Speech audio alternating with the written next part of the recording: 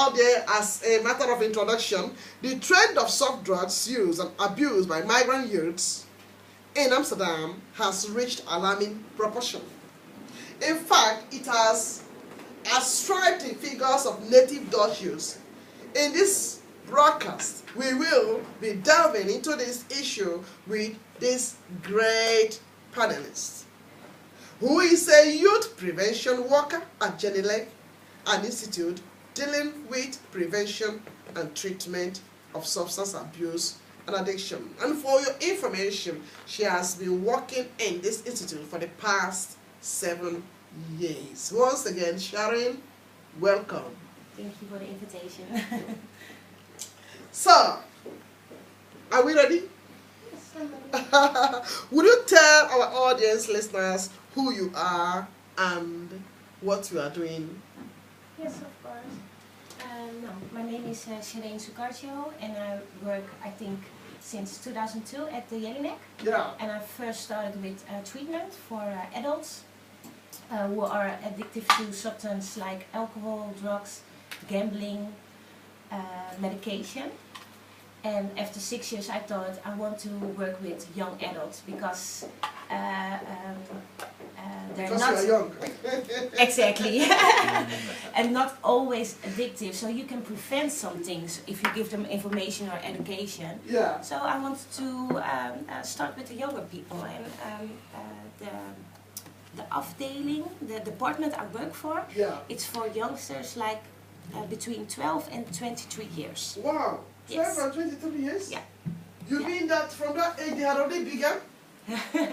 Yes, they can experiment with some substance.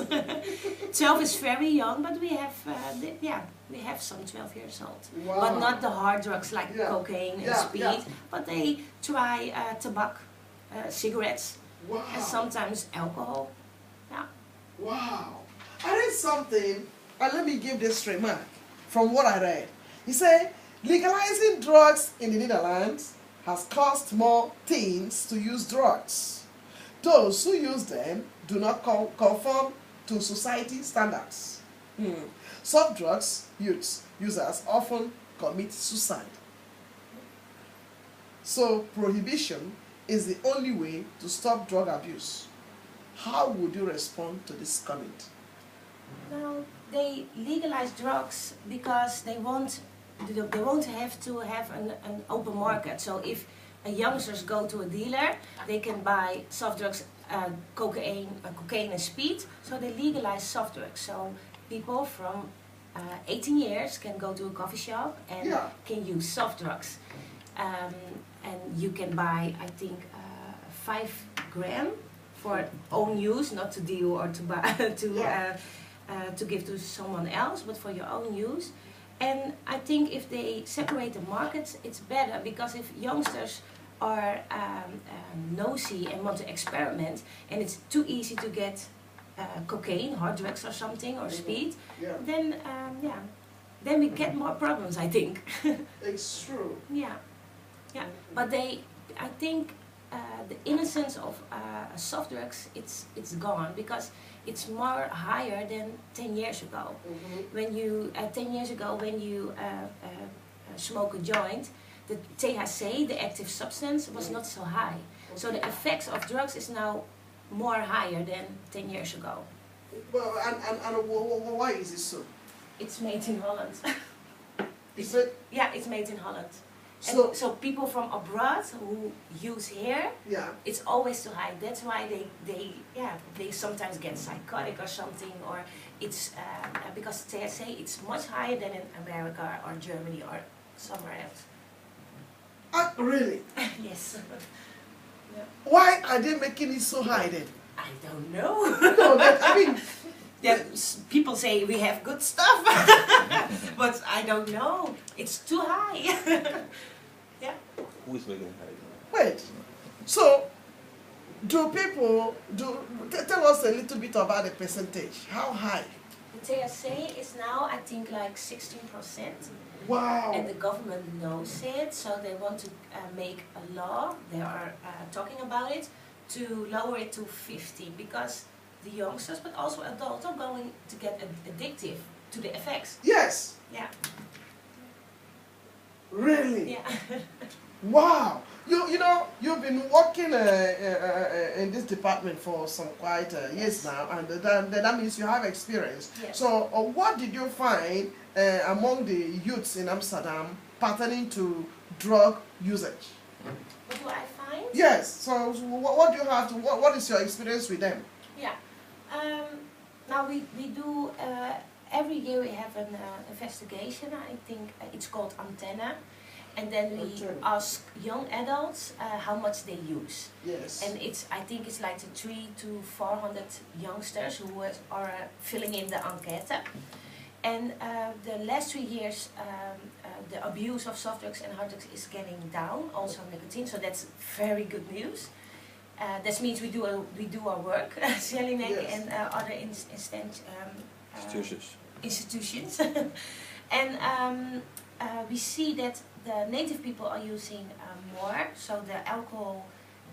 The native people, you mean? The Dutch. Yeah, the Dutch. yeah. They are using more. Are using more. They're using more alcohol, more soft drugs, and more other drugs, hard drugs, and the people. And then we have Suriname, Ghanese, the Antillian, and Moroccan.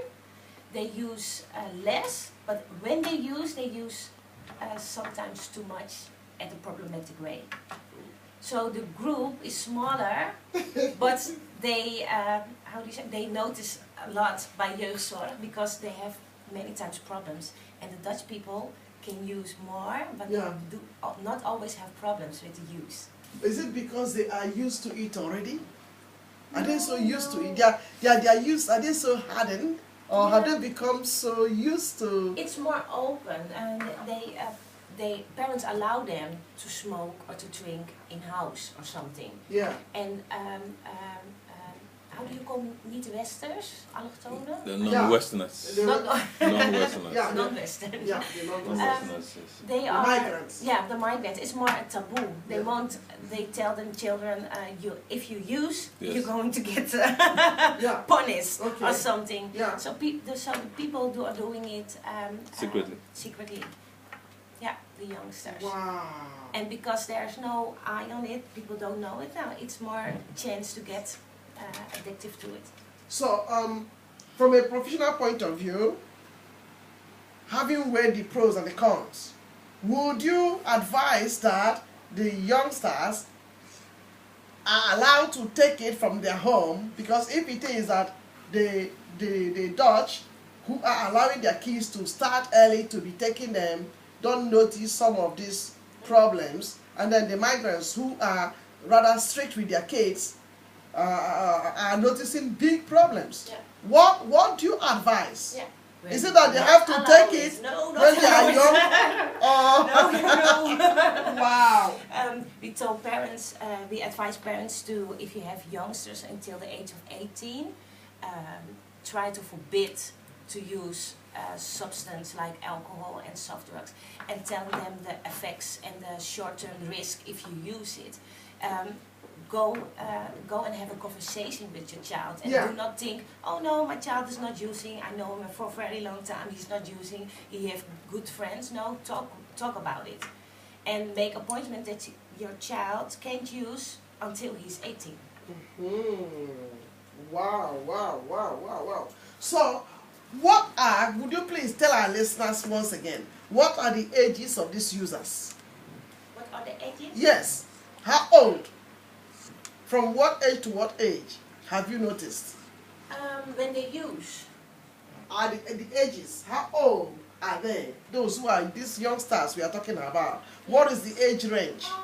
If you 12 is very young, but for alcohol you can there are the age I think like 13, 14, and cannabis we see youngsters from 15 years, like 3rd grade.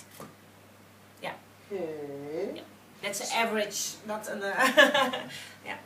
So how did they get involved with drugs? Did you have any clue? It's very easy to get. How? Yeah, people have phone numbers from dealers, and they come by scooter.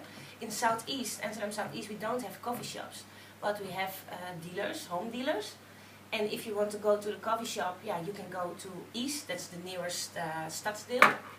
And you have to be 18, but youngsters it's like a snel ouder. They seem older than they are, Yes. so they can get it very easy. Yeah, and sometimes the coffee shop has to ask for ID, but they don't always do that. So it's easy to get. And alcohol also, they have stronger rules in the supermarket. You have to be 18 to buy some alcohol, but if you ask someone who's 18 plus, then you also have alcohol. So it's easy to get. Wow. Yeah. Wow. Well, parents out there, if you are listening to this broadcast going on and you feel like chipping in a war, or you are also a professional out there and you feel like making a contribution, feel free to give us a call on 020-737-1619 as we discuss this topic on youth, cannabis, and soft drugs that is wrecking the migrant youths in Amsterdam. Well, what do you consider as drug abuse? When is it been, how do we define it? And when can one just give us a literal meaning of that? Just for somebody who is out there who doesn't really, like a mother or a father who is not well learned. How would they know? How do you define this? Now, when people use, there are a lot of stages. You don't get drug addict in 1 month, so it takes time. Okay. When youngsters are experimenting, they are using it and trying it and thinking of the pro cons. Do I like it? Do I don't like it? What do I want to use it more? That's a little bit experimenting, and that's good. But the child has to make a decision. Do I want to go further with it, or do I stop it now? And there's a little group who goes further with it because they like the effects. It's relaxed, they're getting stoned, they're getting high, they don't think of any problems anymore. So there's a little group that thinks, oh, I want to use it more often. Okay. Then you have a group that will do it socially, once at when it's, how do you call gelegenheid? When there's an occasion. An Occasion, yeah. An occasion. Yes. Like a party or something, or they're going to, once in a month they smoke or they drink some alcohol. That's socially, with not too much at the time. Yeah. And then you have people who use it like a habit. Every day before sleeping, because they are sleeping better. Or every day when they go out, they have to have some alcohol because they're more relaxed and they can talk. That's a habit. It's not especially addicts because the hoeveelheid, the number is not too large. Okay. But it's a habit to do. They don't think about it anymore. It's normal. Yeah. And then you have the last stage, the addict, and then you are getting mentally and physically addictive to the substance. Yes. So your mental, you're always thinking about the substance. You want to use it, you want to buy it, it has to be there, you can't live without. And your body is asking for it. So you feel uncomfortable or nervous or sometimes shaking or you can't sleep. So people who are addicted to substance, they have mental and physical afhankelijkheid. Dependence. Okay. Yeah, then you are addicted. So youngsters are not always addictive. They don't have always the physical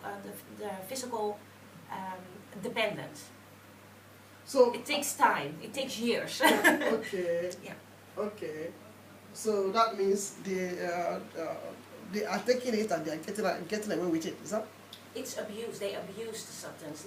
They are not addicted, but they abuse it. They don't use it at a good way.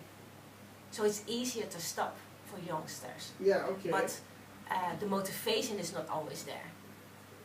How can we identify a youth that is using drugs? Can you give us the symptoms? Yeah, I think when they use, at short terms you have red eyes. Oh, red eyes. Your coordination is much slower, you talk slower. They're not interested in things, and they're a little bit flat, I think. And that are the physical signs. And when you look at the socially, they're not going to school, or they're always skipping school, or they're coming too late. They forget appointments, and the short-term memory is has an influence on the short-term memory, so they don't remember everything anymore. Yes. And a lot of fights at home. Wow. Well, I'm writing these things down. So, you said their eyes are reddish. Yes. Yeah. And then they talk slower. Yeah. And they have They low. act slower. They Yeah. act low. Lower they have coordination. low. Really. No. They're aggressive. No. Alcohol can make people aggressive. Marijuana or cannabis makes people just relax. Relax. Yeah. They become extremely relaxed. Extremely. They're no more interested in anything, Exactly. including social life. Exactly. Yeah. Really? Yeah. You can isolate yourself if you use a lot, abuse or addictive. Then you can isolate yourself because So you that's don't what need it anymore. so that's what you mean by being flat. So when a mother is out there trying to identify if the if her youth is using drugs, then she has to look out for the eyes Yeah. and look out for this kind of attitude. Yeah. Whether he's becoming too quiet, Exactly. very isolated, or sometimes angered. And keep your ears open. Listen to teachers Teachers. or people in the neighborhoods, because other people always see more than the parents. So why do they talk slowly then? Because you made mention of slow. Yeah. They talk slowly. Why? That's what drugs do at the brains. Yeah, it has an influence on how you talk and on your coordination, so it's slower. And when it works for like 4 hours, one joint, when the 4 hours is over, then you're back to normal. What do you call a joint, honey? What do you mean by That's it? cannabis. So a joint is, it looks like an, I don't know how to say it in English, but a shack. A shacky. Of course, can you borrow us the word? I don't know. I think people has to Google it because it's a joint. It's a large white paper with tobacco and cannabis in it, and then they roll it. How bigger, how better for some people. Wow! How bigger the joint, how more effect. Yeah. If you report a young person smoking or in possession of cannabis, would they get locked up? No, Why not? that's the law. the police officer can take the joint because he's 18 minor. Yeah, and that's everything. That's everything. They're not going to take the youngsters to go to jail. They get a warning. You're not 18, so you can't use. And then they take it up. And then maybe the youngster goes again and get it again and get it again and get it again. Wow! The laws are so relaxed here. Wow! So if I should report them, there's no problem. And if a teacher should report them, what happens? It's then it's a duty for the parents to make appointments with the child. That he can't talk about the use, when and how long, and give structure about it. And it's different from the age. How younger the youngster are, how stronger and how strict you have to be. Yes, exactly. I think so too. Exactly. Yes. Yes. Because when they're older, it's difficult. Maybe they use already 2 years. Then you have to make good appointments. You can't say to the youngster, stop now, but because the youngsters are not going to do that. Yeah. So how younger your child are, make strict appointments. You cannot use, and if I see it, then we have to talk about it, and then we have to make new appointments about it. But as a parent, I don't want you to use and give the information like the short-term effects and the long-term effects. Wow. So if let's assume if an ignorant mother is checking out the bag of the youngster, Yeah. the school bag, how will she or he be able to know, identify that this is a drug? Yeah. How? If you look at cannabis, it's a transparent Transparent? bag, a little bag with green.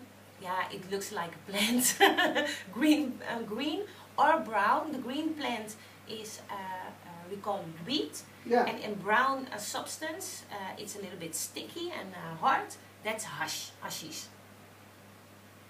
Yeah, and then it's cannabis. Hashish and wheat are also from the cannabis plant. Yeah. Yeah. And So you can smell it. can you describe it again, honey? You say it's in a little wheat transparent. is the green plant in a transparent bag. Yeah. Little transparent bag. I think it's like 1 gram. And hashish is also from the cannabis plant. It also makes you high. That's a brown substance, a little bit sticky, oily. Really? Yeah. Is it like powder? No, like peanut butter. Oh my God! Yeah. So my God, every mother out there, whoops, this is something. So you go about thinking that it's a peanut butter, even some. Maybe I will just take a little and try to lick it, not knowing that this is what ash you call it. Hashish. It's hashish. Yeah.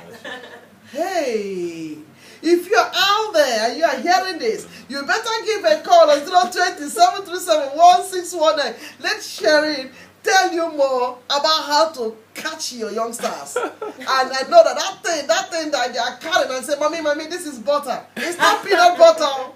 It's hashish, so. Huh. It's time we begin to smell some of these things. Really? Honey, is it so common? Tell us. Is it so I never made the comparison ever to peanut butter.